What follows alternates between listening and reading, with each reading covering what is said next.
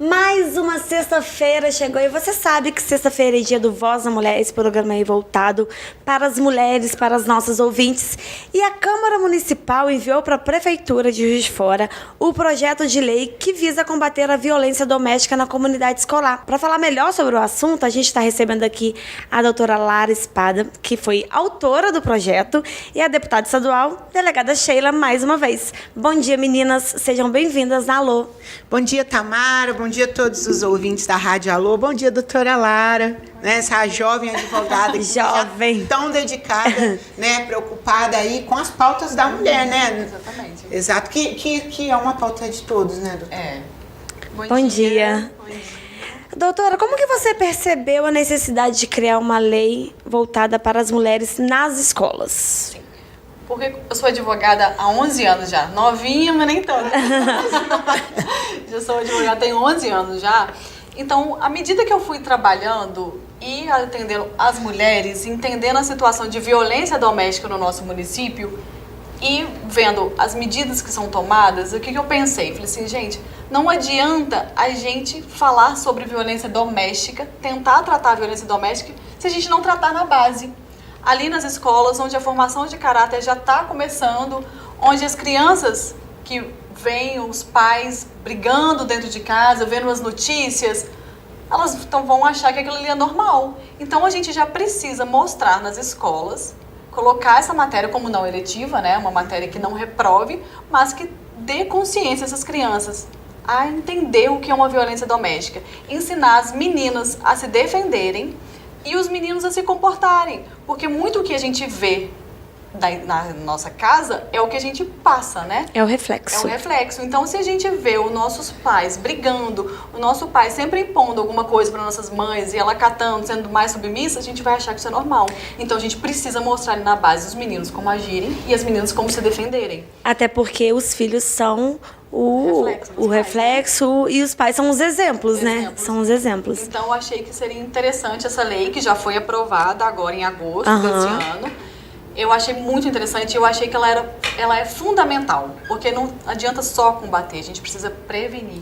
Lá no início, E né? ela se aplica para os alunos bem pequenos, né? Sim. Porque são escolas municipais, ali são os primeiros anos, os anos iniciais, né? Que são chamados, é o ideal, né, doutor? Da formação ali, de 6, 7 anos, quando a criança já começa a entender, né?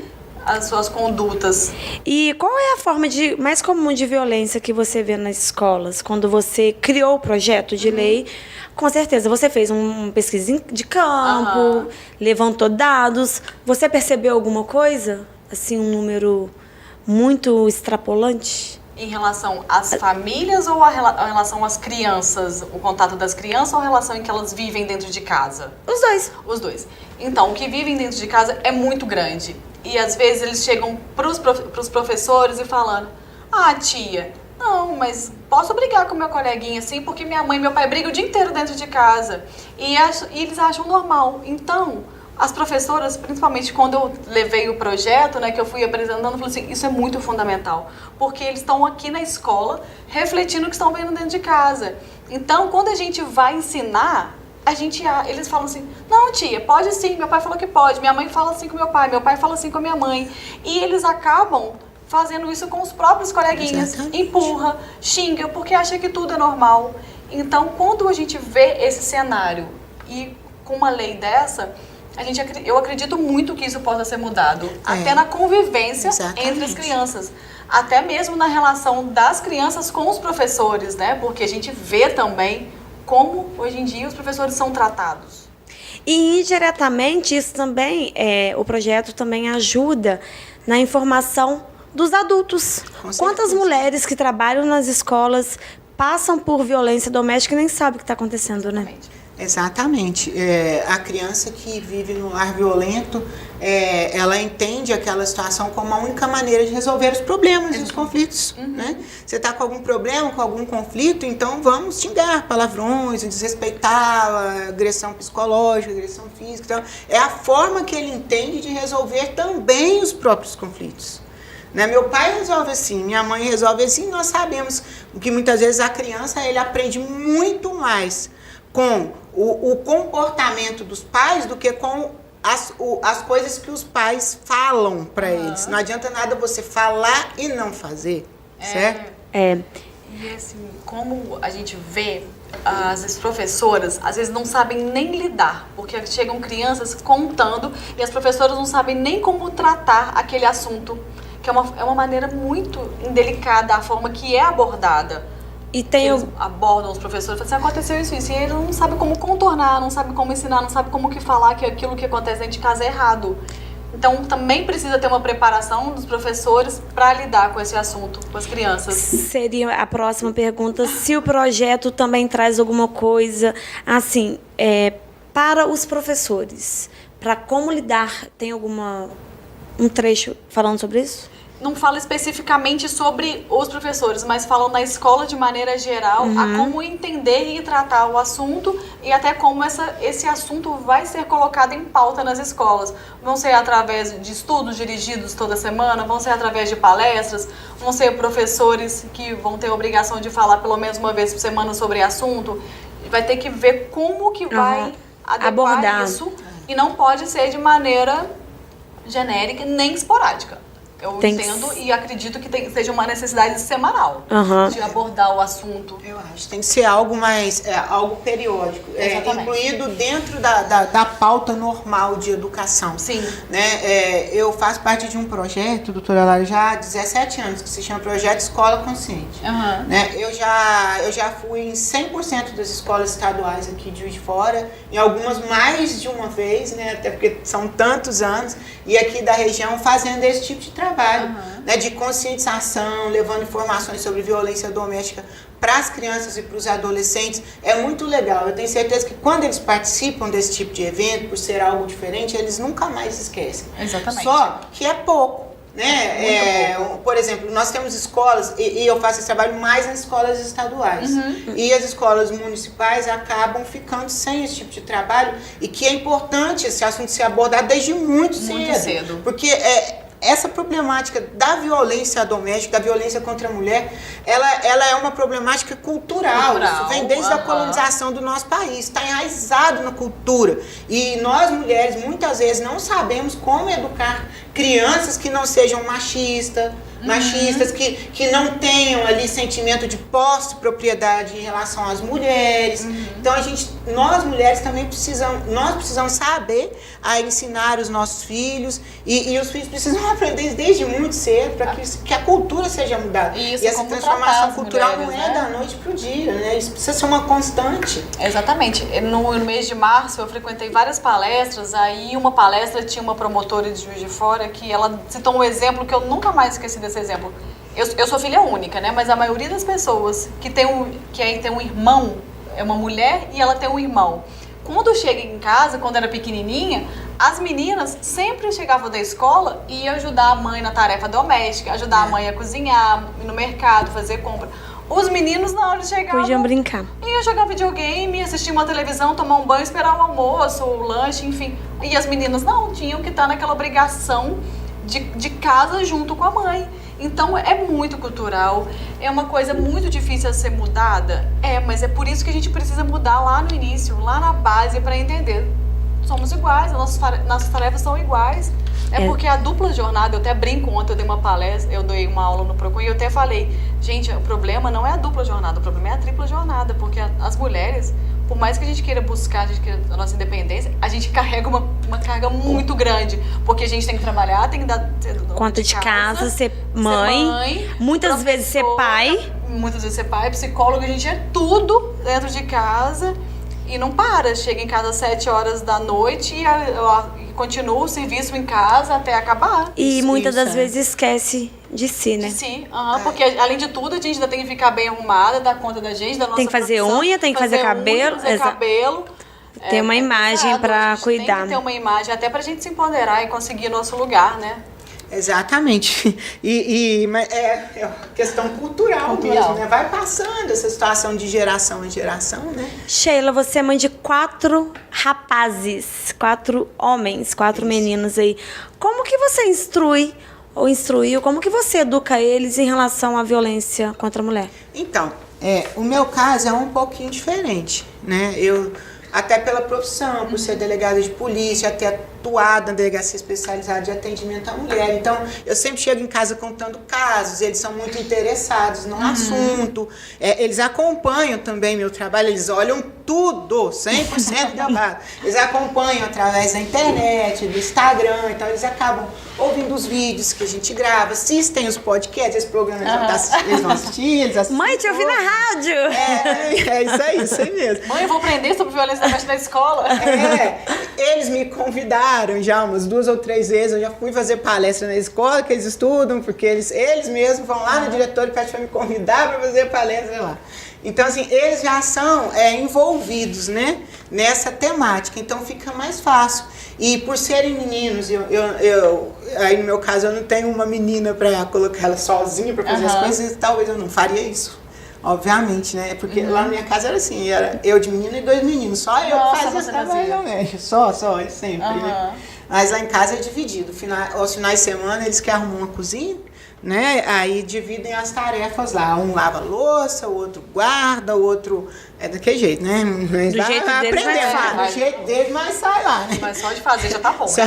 Aí a gente vai ensinando, né? A colaborar, ajudar, porque hoje em dia a vida tá tão difícil, todo mundo precisa trabalhar. Antigamente, tinha muito essa divisão de tarefa, porque a grande maioria das mulheres não trabalhavam, elas ficavam em casa. Hoje não é mais, a realidade não é mais essa, né? E às vezes não ficava em casa nem por falta de trabalho, não. Às vezes era submissão ao marido, né? Que elas eram obrigadas a ficar em casa. Muitas dependência. Muitas em casa, para cuidar do marido, cuidar dos filhos. Aquelas que querem ficar em casa, não querem trabalhar, gostam, mas porque querem. Agora, a pessoa quer ter uma vida profissional, quer uma independência.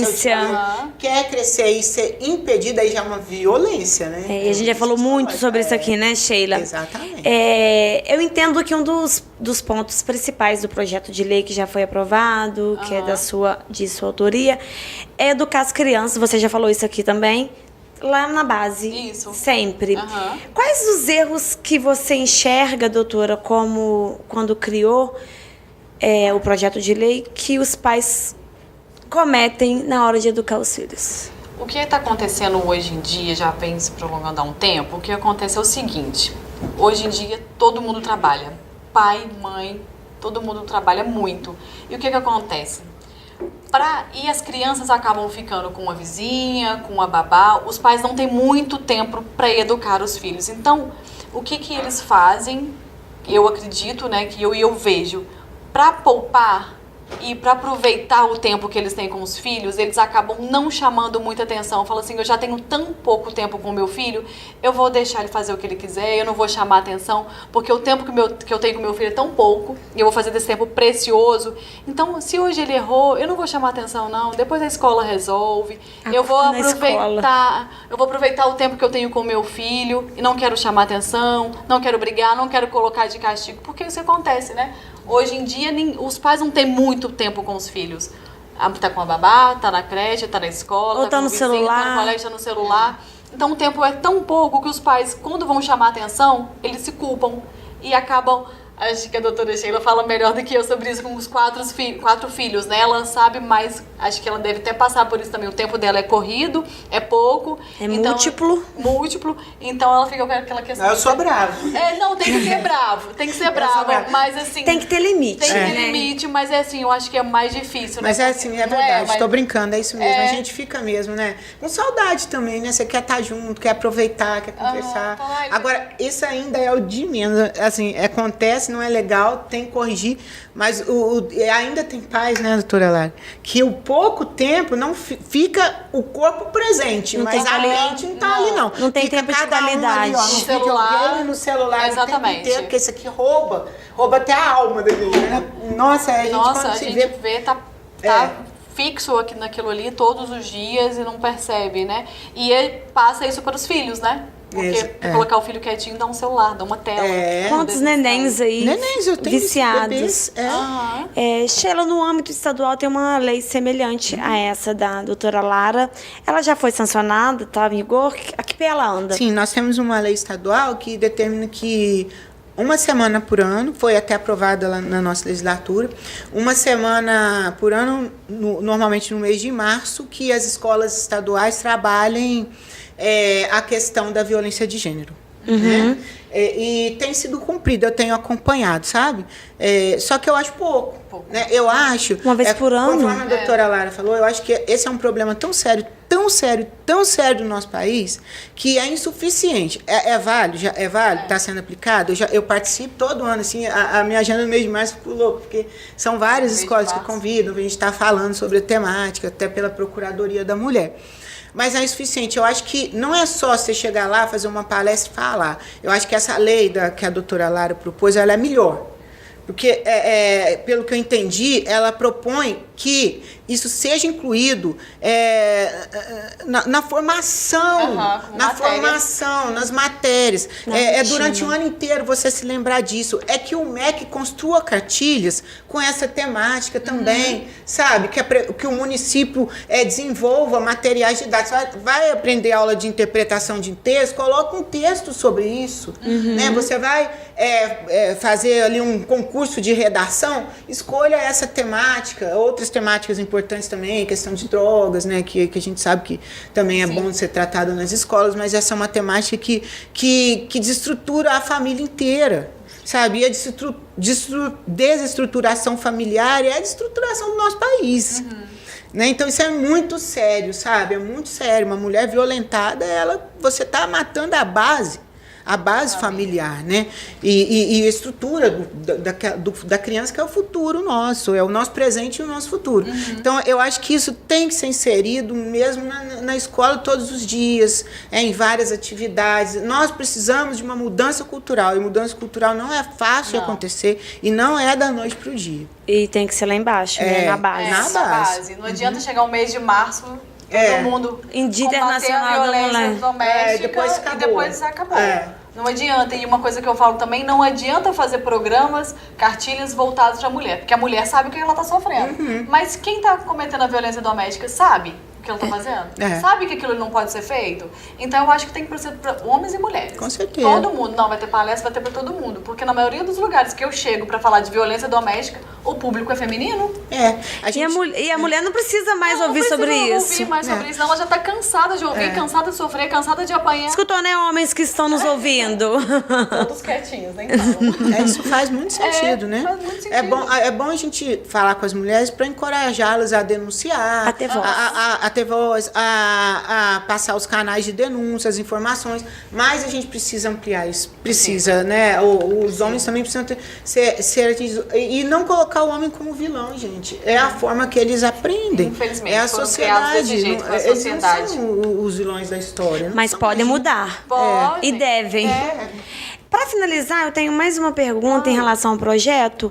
Ele já foi sancionado, já está em vigor. Você sabe se já tem alguma escola aplicando já? Como foi aprovado agora, em agosto desse ano, né? No ano que vem. No ano que vem. E tem uma fiscalização para ver se realmente está sendo efetivo? Então, aí a fiscalização eu vou precisar, né? Vou depender dos órgãos públicos, prefeitura, vereadores, né? Então, assim, eu vou precisar disso, porque eu criei, mas eu não sou o órgão fiscalizador disso. Quem me dera se eu pudesse lá verificar em todas as escolas, mas eu vou precisar das autoridades para me ajudar nisso. E já tem outra coisa aí engatilhada em relação ao tema? Assim, você já pretende fazer outra coisa? Outro projeto parecido com esse? Isso. Já tem alguns emendas, eu estou escrevendo outros, pra gente ver se a gente consegue mais um bom desse, né? Isso aí. Tá precisando, né? Por mais pessoas como você. Obrigada, Tamara. Obrigada. Foi um prazer, né? Foi um prazer, ótimo. Né, Tamara? É só deixar um comentário assim. Muitas vezes as pessoas reclamam dos políticos, né, que elegem, mas também vão lá, votam naquele dia e esquece, né?